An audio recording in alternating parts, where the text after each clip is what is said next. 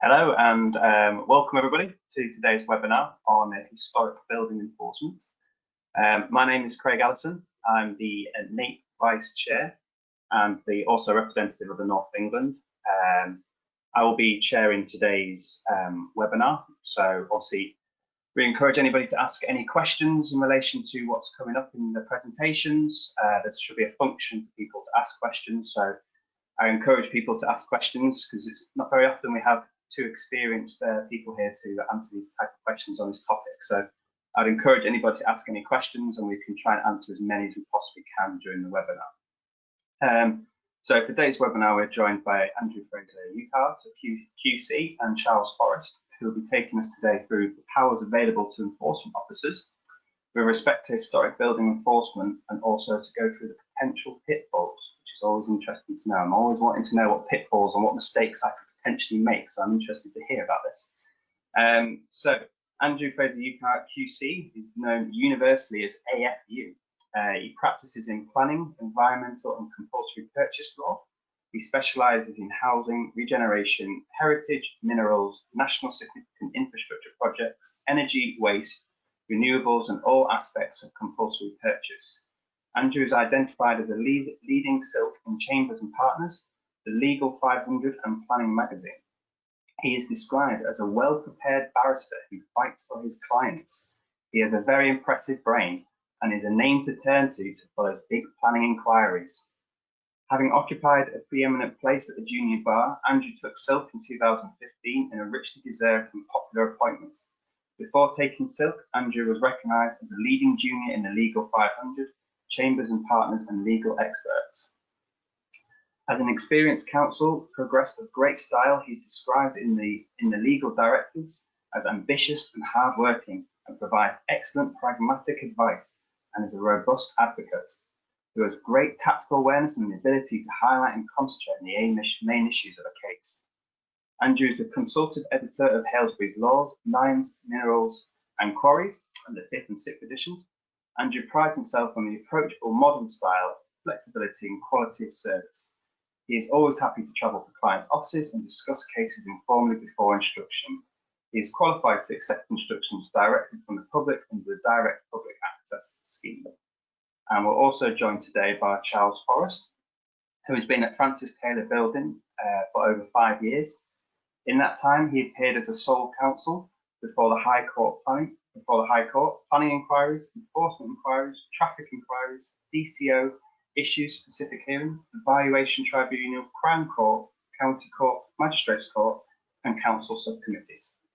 His main practice areas are planning and environment, highways, rights of way and traffic, local government including rating and council tax, infrastructure, compulsory purchase and compensation, and licensing, police and antisocial behaviour. He has extensive enforcement and regulatory experience acting on behalf of both local planning authorities and private clients, including frequent drafting and advisory work, numerous enforcement inquiries and numerous prosecutions, including an indictment in the Crown Court, and failure to comply with enforcement notices, failure to comply with breach condition notices and demolition without planning permission in a conservation area. He is also qualified to accept instructions directly from the public under the Direct Public Access Scheme.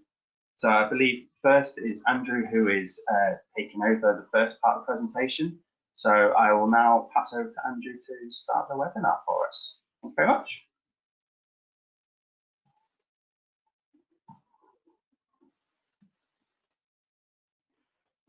Good morning, everybody. Welcome to the webinar. This morning we're going to be talking about heritage enforcement. Let me just get the screen sharing sorted out.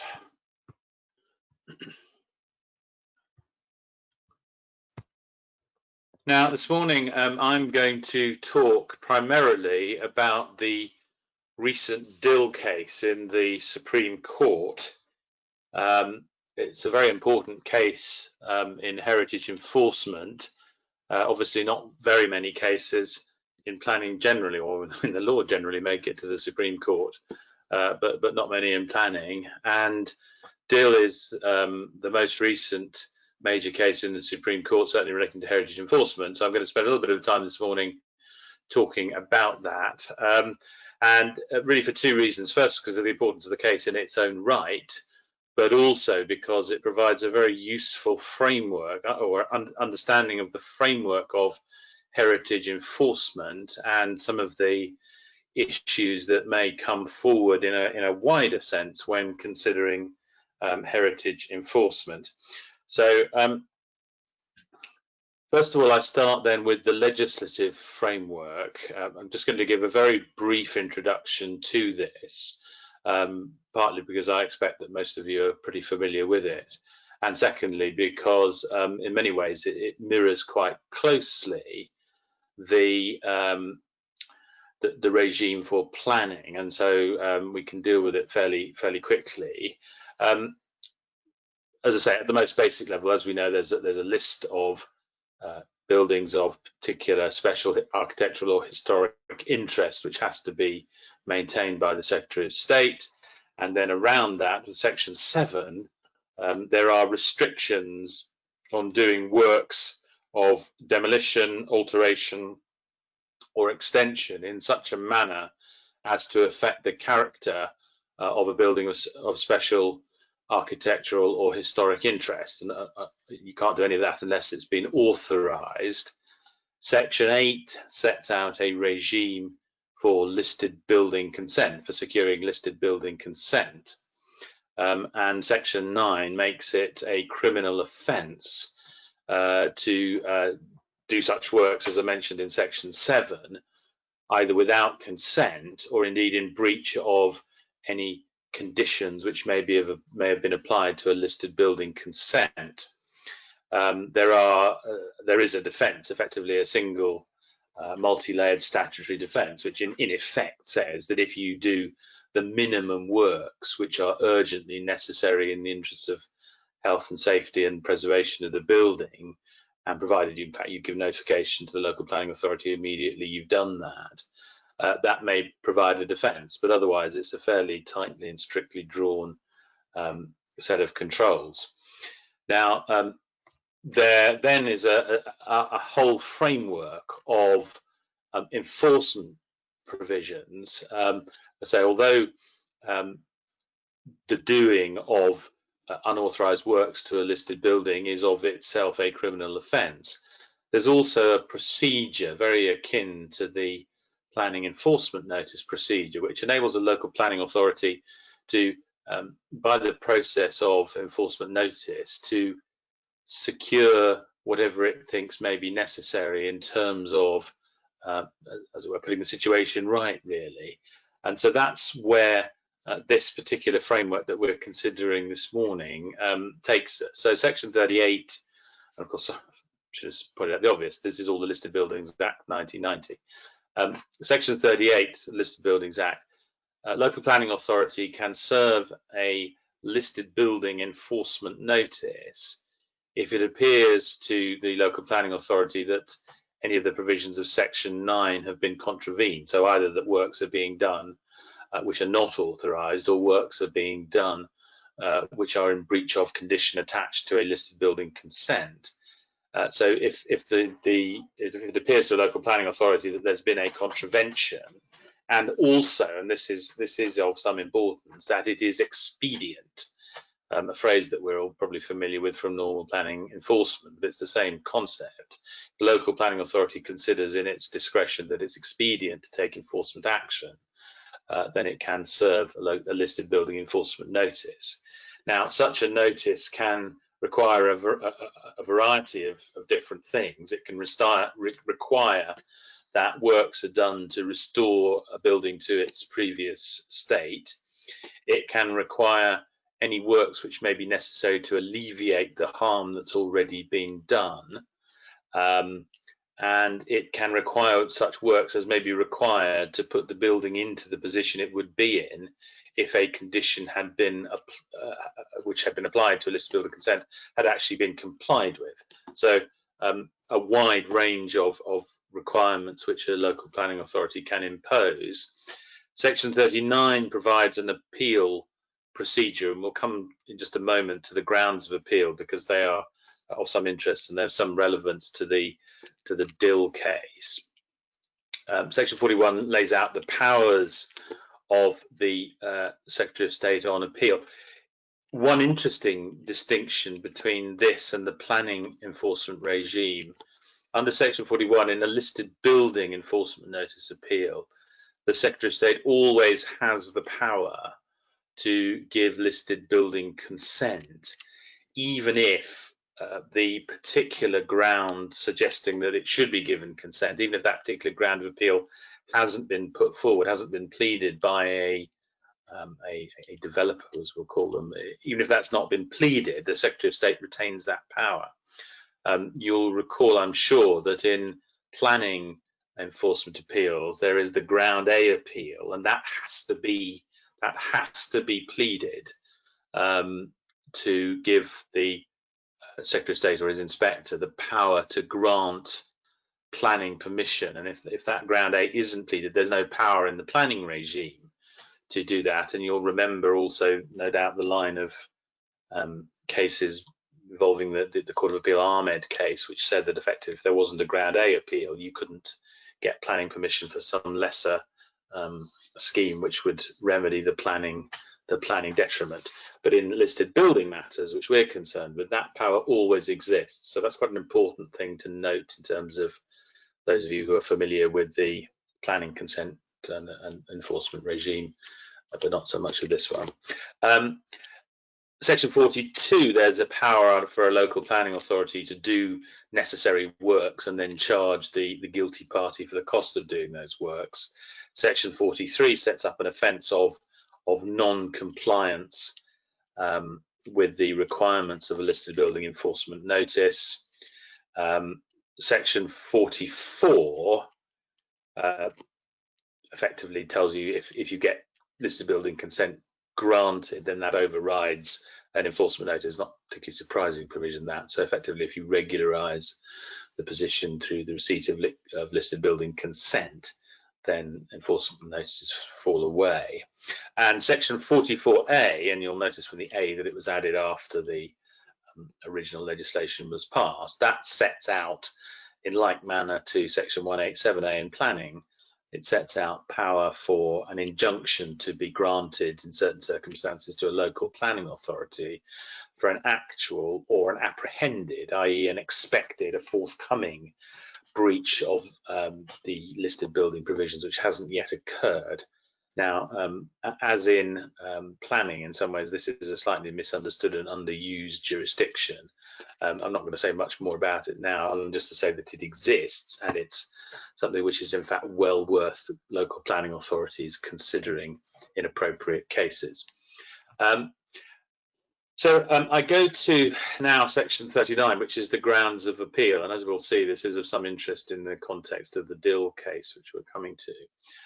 And you'll notice that they mirror quite strongly the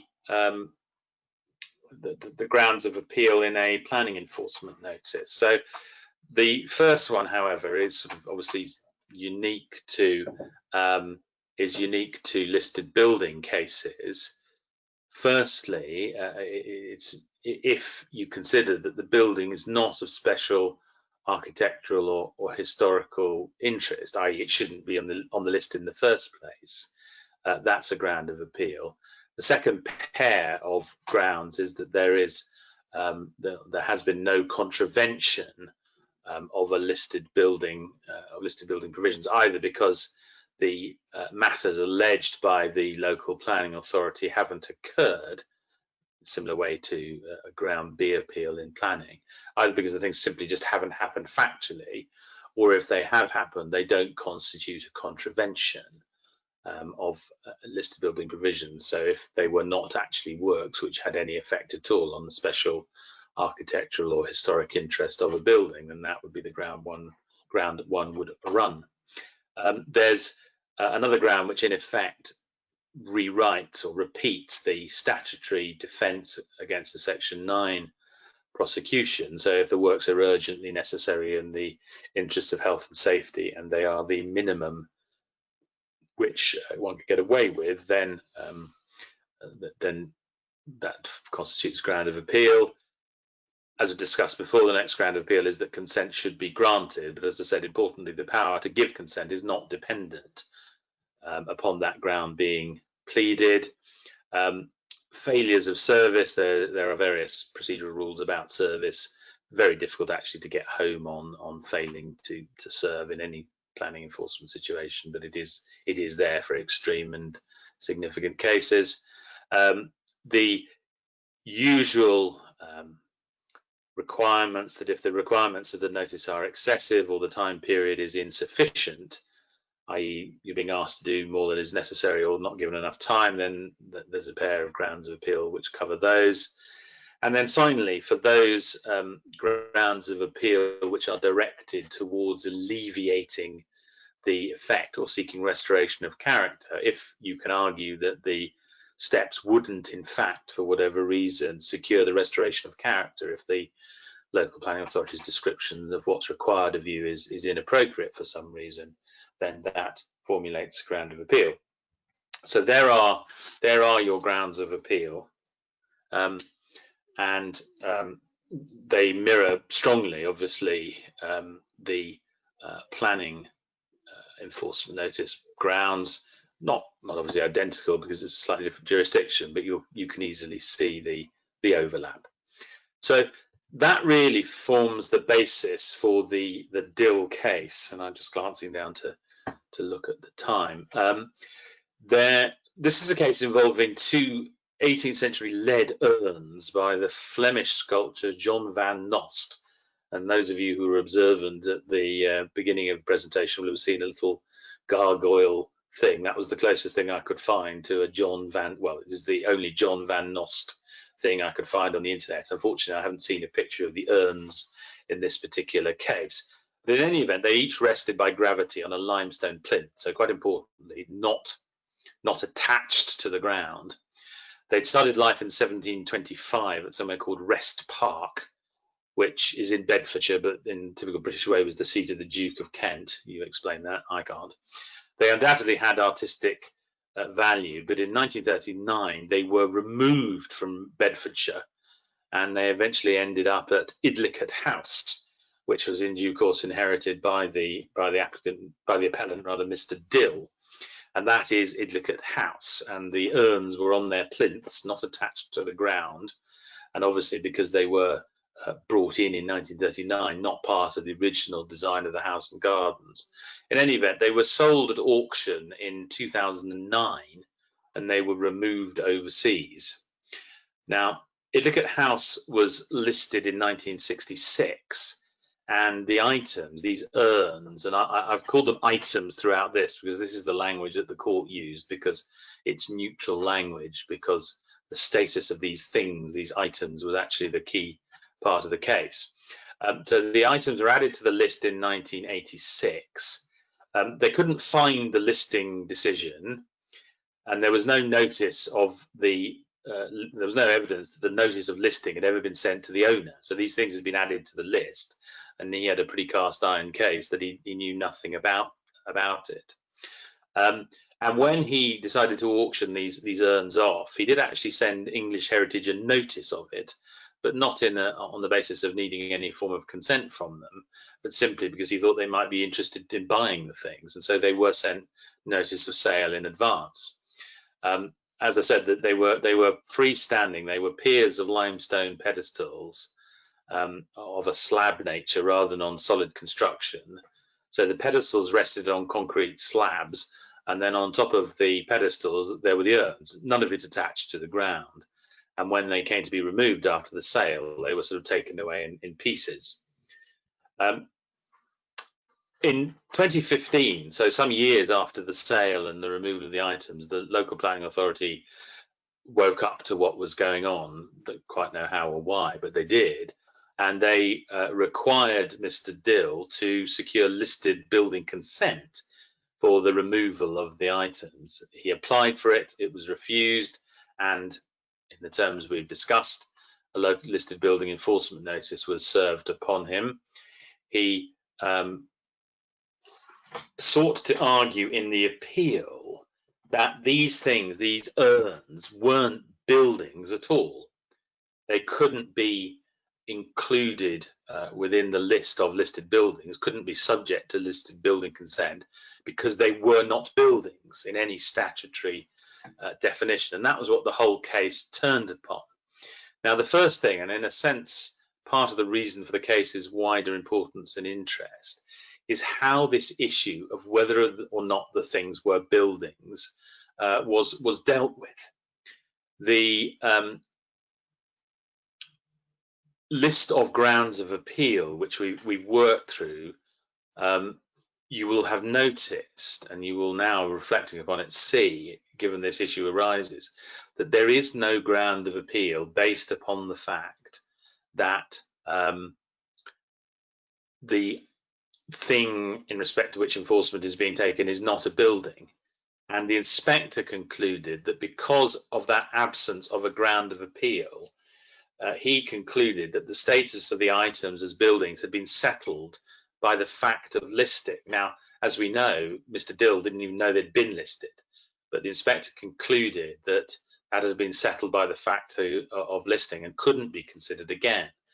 And the Court of Appeal and the High Court upheld that view.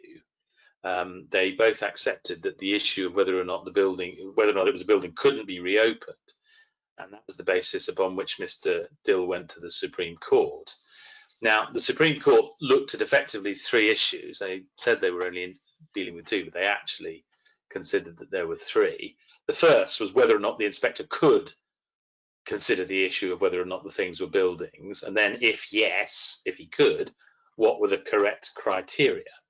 He also considered the extended definition of listed buildings, which we'll come on to. That's what's sometimes called a curtilage listed buildings, which is set out in section 1.5 of the 1990 Act in the following terms.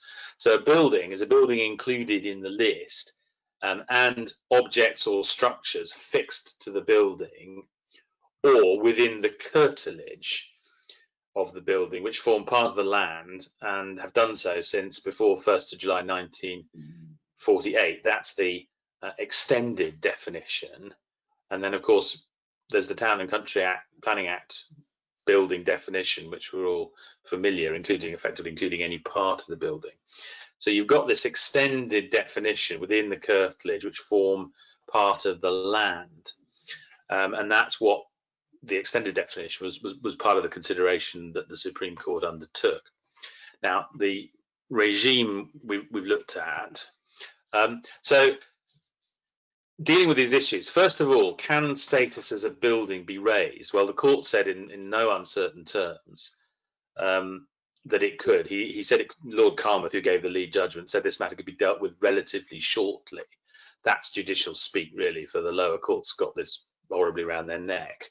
And what he said was that, perhaps not very surprisingly, he said, well, this was all based upon the inalienable right of an individual to have a fair opportunity to challenge legal measures taken against them. And there was a line of case law, including this case, Boddington, which made that not very surprising point.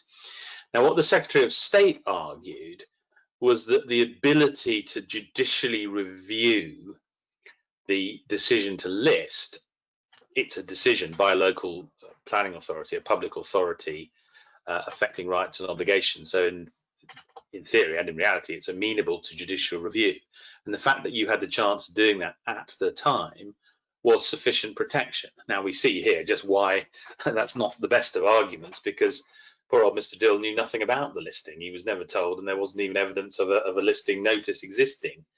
And given that you've only got 3 months, or now within planning terms 6 weeks, to judicially review a public law decision, it ain't much protection if you're prosecuted years later for something you knew nothing about.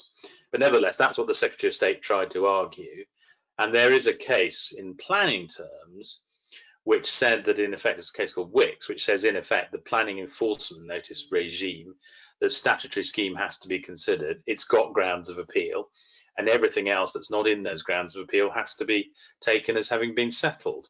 Well, the court rejected that line of argument, effectively said that Wicks was based on planning, and said that the grounds of appeal are so wide in planning terms that they include if in effect they include every aspect of the merits of the decision to serve an enforcement notice.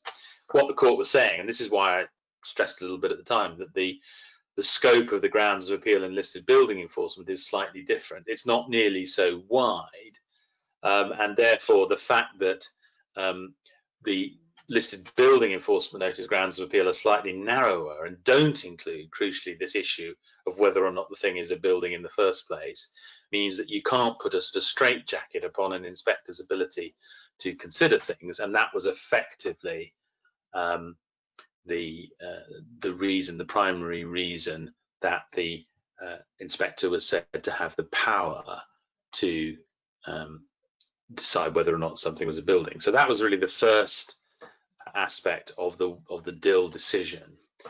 There was then a discussion about the extended definition, and it was noted that actually this comes up quite a lot because there are lots of things within, particularly within parks and gardens, which are listed or fall or are said to fall within the extended definition, but in respect of which there aren't really clear criteria.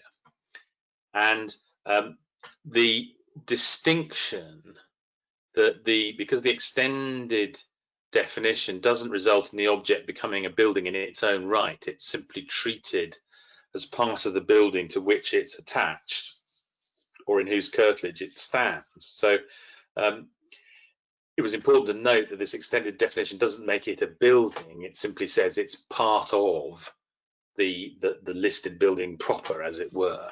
And that the distinction and understanding of this extended definition become very blurred in official publications. The court then went on to try and sort of untangle that confusion, and they looked first of all at the law of real property concerning fixture to the land, i.e. In land law terms, those of us who remember those joyful days of land law lectures, you know, was it a fixture to the land, fixtures and fittings, as you remember that term, but is it a fixture?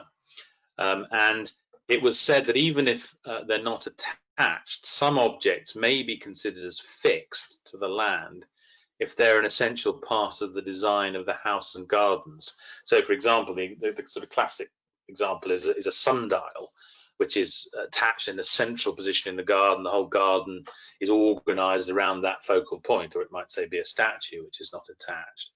That is an essential part of the design of the house and gardens, and that could become regarded in land law terms as fixed. And the detail was provided. I'll skip rapidly through this slide because we're a little bit short of time. But that was considered in various authorities, and it really is whether it's effectively a main focal point of the original design. Clearly, in this case, as I said, because these urns were brought in from outside, they couldn't fall within that part of the definition of building. So the last issue really then was what was the proper test for a building, and those of you in planning are probably familiar with the Skerrit tests. Again, the court went through, as I've set out on this slide, some fairly detailed consideration of the test for what a building was. Went through the line of authorities, the rating case in Cardiff, then the Barvis case involving the crane, and then the Skerrit's case, which involved the marquee. And the court effectively adopted the threefold test. So issues of size, you know, and there was some reference and some indication that the right to the test is whether or not you can bring the thing to the site assembled, or whether it has to be assembled on site. If it's small enough to be brought unassembled, then it's probably not big enough to be a building. Similarly, permanence, and then in Skerrit, as you remember, a summer season of the marquee was enough, and then the degree of physical attachment. Albeit that some degree of movement may be permitted. The mobile crane in Barvis, which was held to be a building, nevertheless moved up and down on its train tracks, sort of 10, 15 feet either way. And there's obviously a strong element of policy, because in Barvis, obviously, if something is found to be a building, it's therefore within control of the local planning authority, and its effects on amenity can be controlled. But anyway, the court accepted and set out the Skerritt's threefold test. Poor old Mr. Dill still couldn't get his decision because the case was remitted for rehearing and there were factors pulling in both directions. But what was said by the court quite strongly, that given that these things were overseas and couldn't be got back anyway, that it was suggested that it really wasn't expedient to carry on pursuing this. And the good news for Mr. Dill is that the local planning authority subsequently adopted that advice and they dropped the matter. But we have, just by way of conclusion, we have the takeaways from this case, that ghastly modern phrase, the takeaways. I mean, the first and most important thing perhaps is the wide-ranging adaptation of the grounds of appeal. The court's effectively saying if there's something that comes up that you can't squeeze within one of the normal grounds of appeal, if there's no other sensible, convenient way of arguing it, you have a reasonable case now based on Dill for saying that you should nevertheless be enabled to run that argument at the inquiry, even if it doesn't fit squarely within the grounds of appeal. There was a strong note to the heritage authorities to clarify the guidance about the extended definition and what was a building, particularly, as I say, within the context of parks and gardens, and a clear guidance on the use of the Skerritt principle to determine what was a building. So there we see in Dill effectively an application of the whole enforcement regime, a modification, a potentially important modification of the regime, the grounds of appeal and how they might become expanded. Who knows where it's going to take us in terms of expansion, each case obviously being determined on its facts. But it's a very important, useful case, and I hope that little bit of introduction to it has been useful. So with that said, I'll now, I think, sign off until it comes to questions and hand over to Charles to take us through the next sections.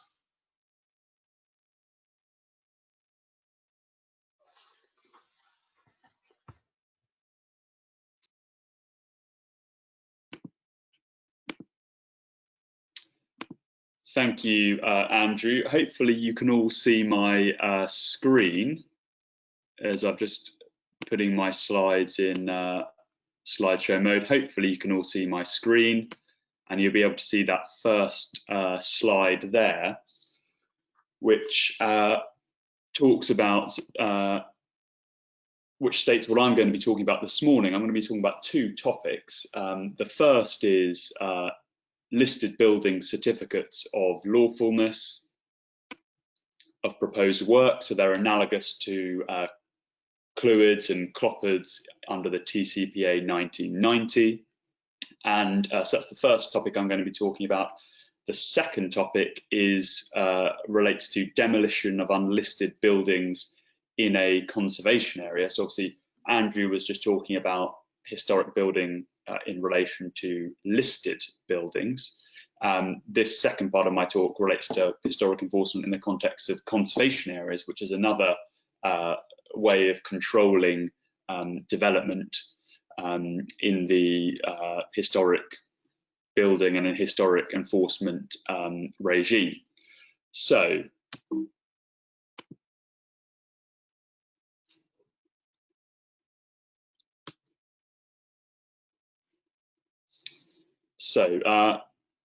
the introduction to listed building certificates of lawfulness of proposed works. Relatively recent, the regime of listed building certificates was introduced in 2014. The first point on that slide is where the relevant law is found. Obviously, LDCs under the TCPA 1990 go back, I think, to the early 70s. No analogous regime applied for listed buildings, but that changed in 2014 when this regime was introduced. And the next 2 points on this first slide are really important because we're going to come back to them. And what it says is that a listed building certificate provides formal confirmation from the local planning authority that proposed works of alteration or extension, but not demolition, but proposed works of alteration or extension to a listed building do not require listed building consent because they do not affect the listed building's character as a building of special architectural or historic interest. Now, obviously, demolition isn't included in that because you can be fairly sure that demolition is going to have some impact on the listed building's character as a building of special architectural or historic interest. So it only applies to works of alteration or extension. And the purpose of the listed building certificate regime, the purpose was divined in a recent case involving the French embassy, and what the court said is that this listed building certificate regime offers a procedure to bypass the need for a full application for listed building consent, where the proposed works are relatively minor and do not affect the character of the listed building as one of special architectural or historic interest. And so that's quite we'll come on to the scope of this regime, but that's a reasonably narrow purpose as compared to Clwyds and Cloppards under the TCPA 1990. And this is really the most important slide for this half of the talk, because what it does is it compares the listed building certificate regime with the Clwyd-Cloppard regime under the TCPA 1990. And when we're talking about sort of pitfalls in historic building enforcement, thinking that these two regimes are identical would be certainly a very large pitfall, because although they're analogous, they're both used to certify that works are to be presumed to be lawful. Although they're analogous, there are some key differences. And the second point on the slide is the first difference, which is that a listed building certificate does not relate to lawfulness of existing or proposed use, only works. And this is an obvious point going back to what listed building consent is actually for. It doesn't relate to material changes of use. It controls works that are done to a listed building, and therefore any certificate which relates to a listed building doesn't cover any use, which is the preserve of planning control. It only relates to works which may be done to a listed building. The third point on that slide is that a listed building certificate does not relate to the lawfulness of existing works. It only relates to the lawfulness of proposed works. And therefore, it's not like a Clwyd where you can regularize existing works. It is like a Cloppard where you must apply for your certificate before you carry out the works which you hope to be certified by that certificate. If you are in the position where you have carried out works and you haven't got any certificate or haven't got any listed building consent, you have to go down the listed building consent where you can get retrospective consent. You cannot seek to regularize those works through a certificate, a listed building certificate, because it only relates to proposed works. It doesn't relate to existing ones.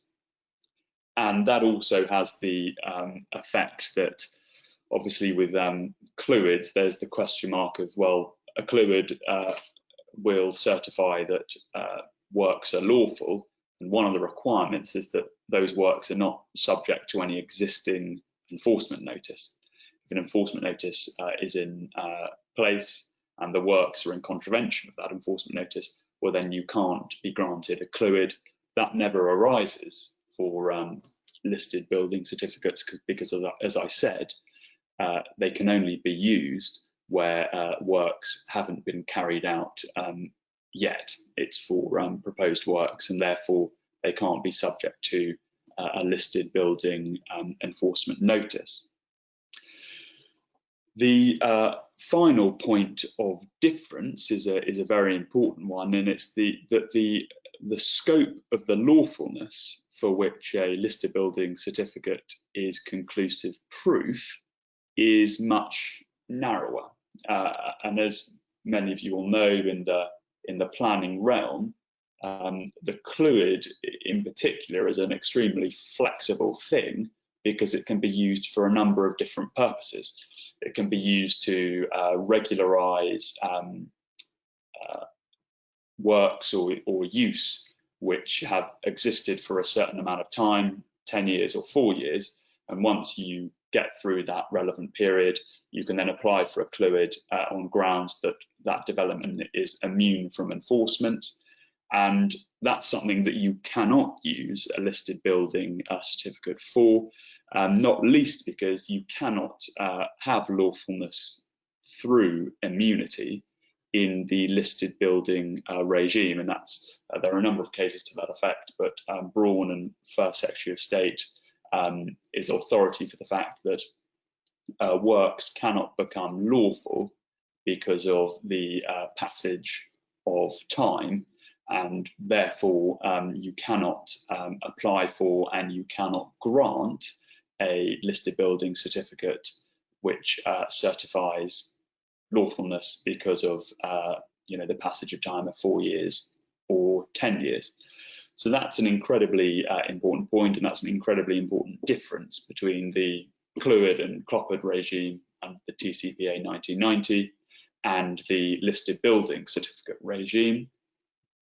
The second important difference under this head is that often someone might apply for a Clwyd in the following circumstances. They've got their planning permission. It says that this planning permission must be begun within 3 years. That's obviously a mandatory condition on any planning permission, and indeed listed building consent. It says this permission must be begun within 3 years.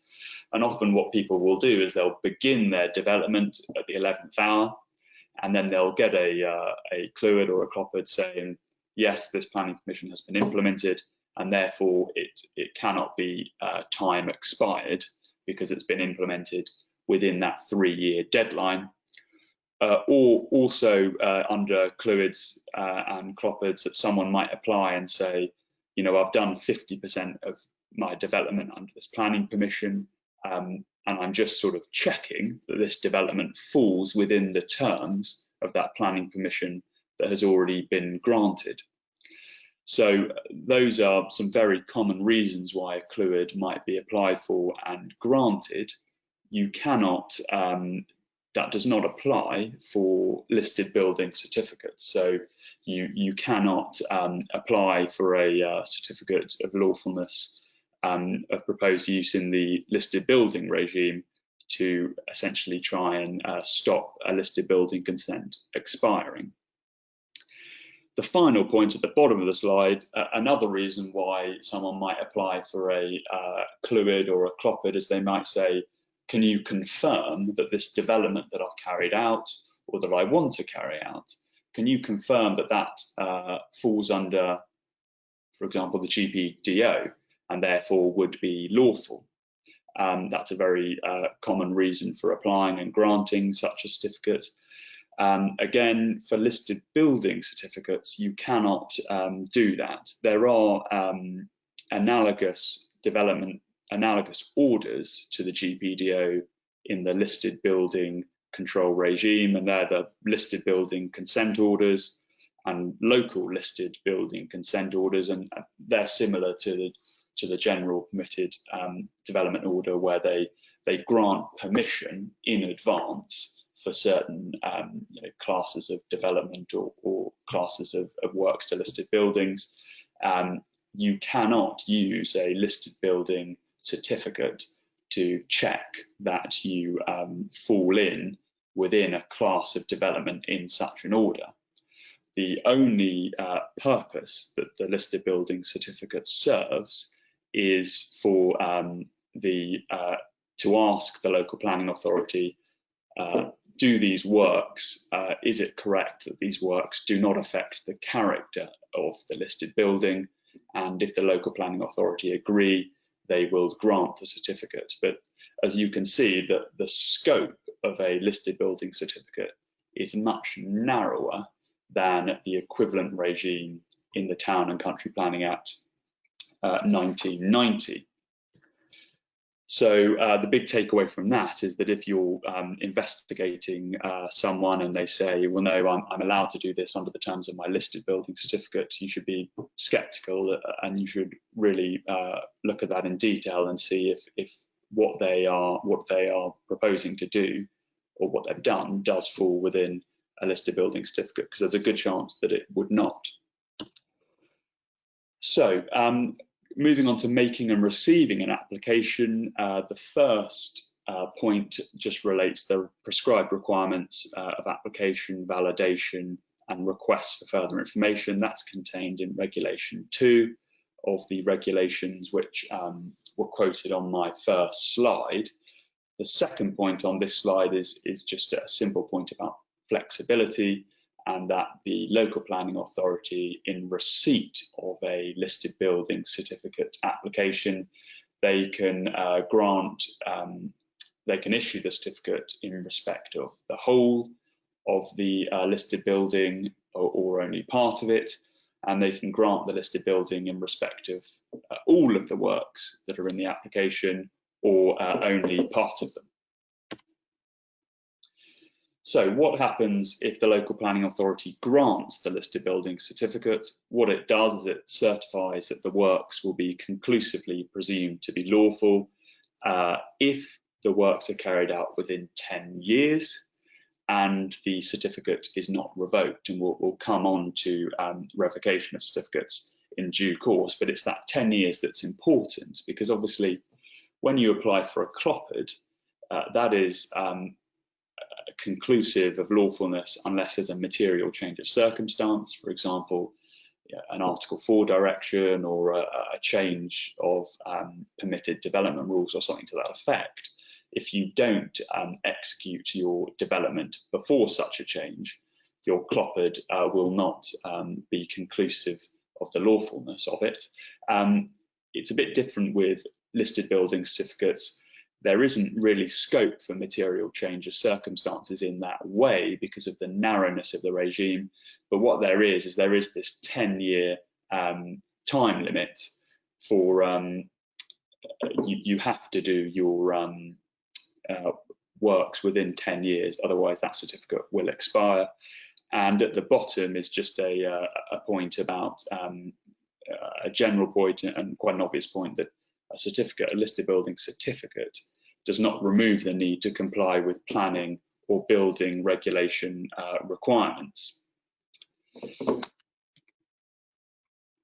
Now, if a local planning authority refuses the listed building certificate or fails to determine it within the time limit, the applicant may appeal to the Secretary of State, just like with an LDC application under the TCPA 1990. So if the application is refused, or if it's only partly granted, or if it's not determined within the 6-week time limit, with CLUID and CLOPPED it's 8 weeks, with listed building certificates the relevant time limit is 6 weeks. So if any of those things happen, the applicant can apply or may appeal to the Secretary of State. A really important point is that there is a time limit for such an appeal, and that time limit is 6 months. With CLUIDs and CLOPPEDs, if your application is refused, there is no time limit. I know there's the recommendation that you make it within 6 months, but there actually is no time limit. That's different with listed building application refusals. You must appeal within 6 months. And the prescribed requirements of making an appeal are in Regulation 3. And once the appeal has been made, it's very similar to the CLUID and CLOPPED regime in the sense that the inquiry and hearing procedure rules are the same, and the test that the inspector will apply on that appeal is the same. They'll look at whether the local planning authority refusal, or if they had refused it, whether that would have been well founded. If not, then he will allow the appeal, he or she will allow the appeal. If the inspector does think that the refusal was well founded, he will uphold that decision.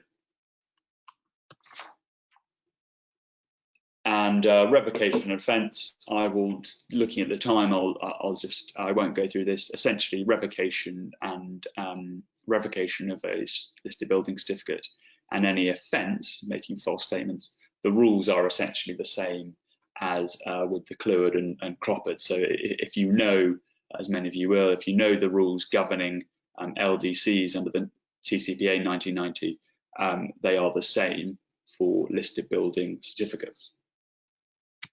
So moving on to my second topic, which is demolition of unlisted buildings in a conservation area.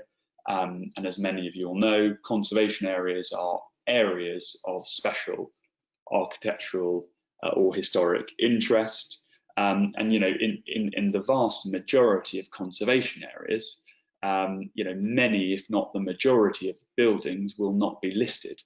And so although you've got this control over the whole area, and although there will be listed buildings within that conservation area, many, if not the majority of the buildings within it will be not listed. And so what happens when someone demolishes an unlisted building in a conservation area? Well, in England, that requires planning permission. If you want to demolish an unlisted building in a conservation area, something that's called relevant demolition, if you want to do that, that requires planning permission because it is development, and it does not fall within the GPDO. Under permitted development rights. There are certain rights for demolishing buildings. Relevant demolition, which is demolition of an unlisted building in a conservation area, it does not fall within those permitted development rights, and therefore it is development, and it requires an express grant of planning permission. This used to be governed by conservation area consent in England. That's been done away with. It's now just a matter of development and planning permission. Now, if someone commits relevant demolition without planning permission, there are two routes that the local planning authority can go down. They can either go down the ordinary enforcement powers for breach of planning control, so that's serving an enforcement notice or serving a breach of condition notice, or making an application for a 187B injunction. That is open to the local planning authority to do. Or alternatively, it can bring a prosecution, because relevant demolition without planning permission is per se a criminal offence.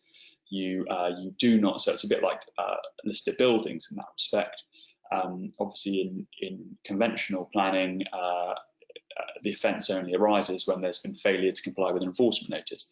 That's not true for relevant demolition. If someone does it without planning permission, that is a per se offence, and they can be prosecuted for that, and that's what I'm going to talk about over the next few slides. And the offence is set out there. It's an offence to fail to obtain planning permission for relevant demolition carried out or caused to be carried out, and it's also an offence, or alternatively it's an offence to breach a condition or limitation imposed on a grant of planning permission for relevant demolition. Now, this is a strict liability offence, and what that means is you don't need to, if you're a local planning authority prosecuting this, you don't need to prove intention, that the person intended to demolish the building, and you don't need to prove that the defendant knew the building was in a conservation area. And similarly, if you're a defendant being prosecuted, I'm afraid seeking to prove those things won't help you. It's a strict liability offence, and that's not something that the prosecution has to prove in order to get the conviction. And in fact, matters going to intention and knowledge are actually inadmissible. It only becomes admissible, and we'll come on to this, it only becomes admissible when the court considers sentencing if a conviction is made. The final point on that slide is, as one would expect, any retrospective planning permission which is granted after the relevant demolition is carried out is immaterial. It doesn't mean an offence wasn't committed. It might be relevant to whether the local planning authority choose to prosecute, and it may well be relevant to sentencing if a conviction is made, but it's not relevant for the purposes of whether the offence has been committed. There is a defence, a statutory defence, and this mirrors, Andrew touched on this in the context of defences to listed building, enforcement notice, and it's also analogous to the defence for making alterations or demolishing a listed building without listed building consent.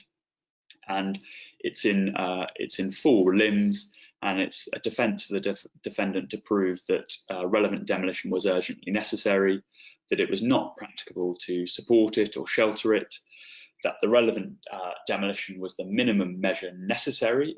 And so the question there is actually, could the defendant have demolished less of the building? So if they've demolished the whole of the building, when in fact they could have preserved safety by only demolishing part of it, the defence will fail. It's about the amount of demolition you carry out has to be the minimum amount of demolition necessary to protect safety or health.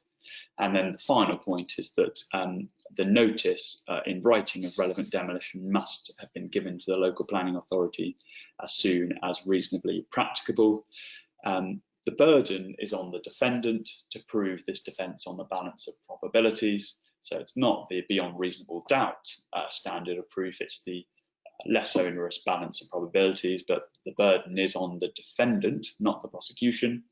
And importantly, the court must be satisfied of all these elements. So the court must be satisfied, if it's on indictment, the jury must be satisfied that A to D have been met. It's not about whether the defendant subjectively believed that the demolition was urgently necessary in the interest of safety or health. The court itself must be satisfied that those conditions have been met. And normally in these cases, it's a question of expert evidence because these are very technical matters. It's often structural engineers or a similar expert who give expert evidence on this issue. So if you're looking to run this defence, you'll certainly be very well advised to have expert evidence. And if you're prosecuting and the defendant raises this statutory defence, then you'll certainly need to have your own expert going to these matters, because except for D, it really comes down to expert evidence ordinarily. So the final slide before I wrap up just sets out the sentence. It's different for summary conviction and for conviction on indictment. Normally there's a fine that's imposed, and the court will have regard to any financial benefit that has accrued or appears likely to accrue to the defendant. Sometimes these unlisted buildings are demolished in order for profit, and if so, then the fine will be much higher. POCA, Process of Crime Act, which is worthy of a whole talk in itself, that can also be used to strip the defendant of any benefit.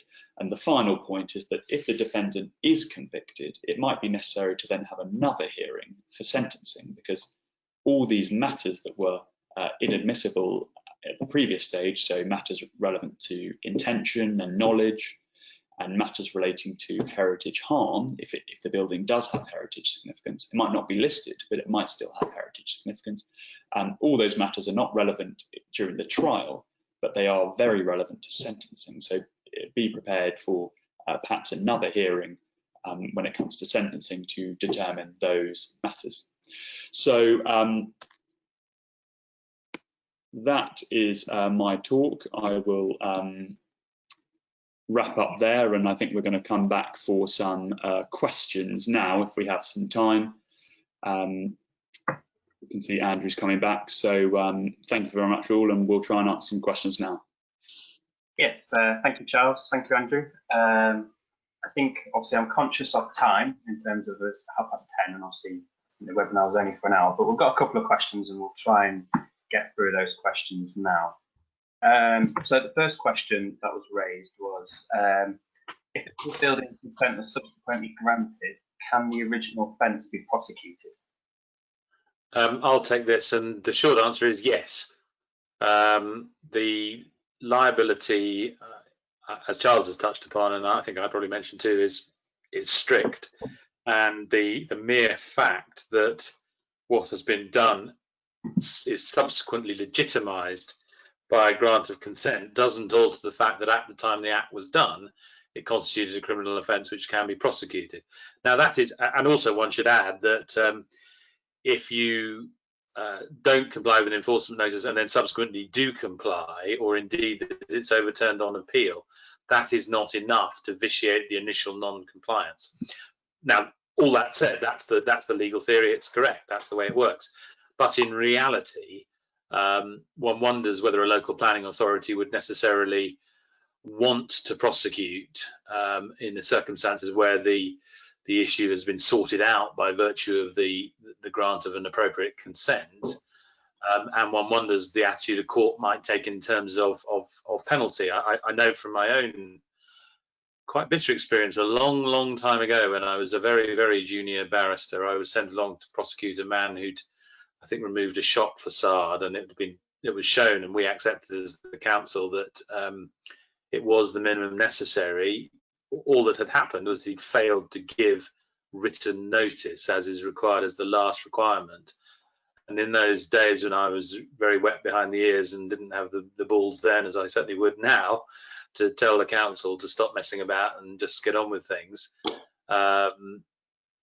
we decided to prosecute, or I was instructed to prosecute, and I got a thorough flea in the ear. I got my conviction, but the judge gave an absolute discharge, and the defending counsel stood up and said, you know, Your Honour, does absolute discharge mean that the prosecution should never have been brought? And the judge said yes. So there is a difference between legal theory and the sensibleness of prosecution in the first place, and the attitude a court will take to sentence. So it's a very long, typical barrister's long-winded way of saying yes, but in lots of circumstances, as a reality, the prosecution wouldn't and shouldn't happen. Craig. Oh, brilliant, thank you very much. The second question was, are the 2014 regs in relation to planning listed building certificates of lawfulness and proposed works regulations 2014, are they applicable in Wales? Are they different only? That is a very good question. I'm afraid I don't know as to their applicability in Wales, only as their applicability in England. I can perhaps check that now whilst we answer more questions, but I'm afraid I don't know the answer to that right now. Okay.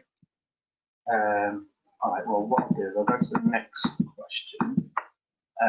What are the advantages are there for certificate of lawfulness applications over a listed building application? So, for example, is there a quicker time frame for applications, a need for consultation, or do such applications typically require less information than for listed building consent applications? So the advantages for that are, I mean, it is a more streamlined procedure. The time limit for determination is 6 weeks only. In terms of consultation, although consultation is sometimes undertaken by the local planning authority informally, there are no consultation obligations. And in terms of the information to be provided in a listed building certificate application, really that's up to the applicant in terms of how much to provide. But you would ordinarily expect for there to be less information provided, because there's a very narrow issue, which is, you know, these are minor works and we expect that they won't affect the character of the listed building. And so ordinarily you would expect for less information to be provided, but it's really a matter for an applicant, and sometimes applicants, you know, just do produce a lot of material just because it's in their interest to make their case. But yes, it's the advantages are that it's a more quick and streamlined process to get confirmation that listed building consent is not needed, rather than making that full application and have it determined along that route. Yeah, they're two slightly. Sorry, go on, Craig. No, it's just you carry on. I'd say they're two slightly different animals in truth. The point about a certificate application, as Charles has touched on, is it gives you the opportunity to say, do I need the consent at all? And therefore, that may be a question that one's posing to the local planning authority on a pretty narrow ground, with relatively limited information necessary to support that ground. Whereas obviously, the listed building consent application is a very formal animal where you've really got to engage quite a great deal of outside expert help. On many occasions, it can become quite time consuming, quite costly. The point of the certificate is to try and get a clear, binding legal answer out of a local planning authority without having to go through a process which is quite expensive and time consuming, which you might not need to go through in any event. And so that's really the particular reason for using it, and it's why it's so useful in exactly the same way, frankly, as a certificate of lawfulness can be sought in a normal planning situation. I can see there's quite a lot of questions coming in, but obviously I know that we're conscious of time.